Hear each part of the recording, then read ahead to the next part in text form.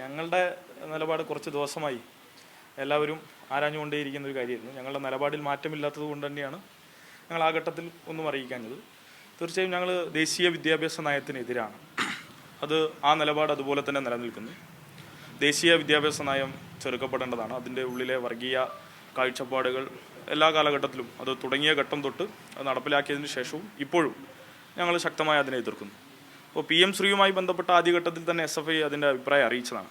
ഒരു സംഘടന എന്ന നിലയിൽ PM ശ്രീയിൽ അടങ്ങിയിരിക്കുന്ന ഈ വർഗീയ കാഴ്ചപ്പാടുകൾ സ്വാഭാവികമായും വിദ്യാർത്ഥി സമൂഹത്തിന് ആപത്കരമായിട്ടുള്ള ഒരു സ്ഥിതി വിശേഷം ഉണ്ടാകും എന്നറിയിച്ചതാണ്. അപ്പോൾ ഞങ്ങളുടെ ആശങ്ക ഞങ്ങൾ സർക്കാരിനെ ആ ഘട്ടത്തിലും അറിയിച്ചു. അപ്പോൾ ഈ ഘട്ടത്തിലും ഞങ്ങൾക്ക് അത് തന്നെയാണ് പറയാനുള്ളത്. ഞങ്ങൾ ആശങ്ക അതുപോലെ തന്നെ പങ്കുവയ്ക്കുന്നു.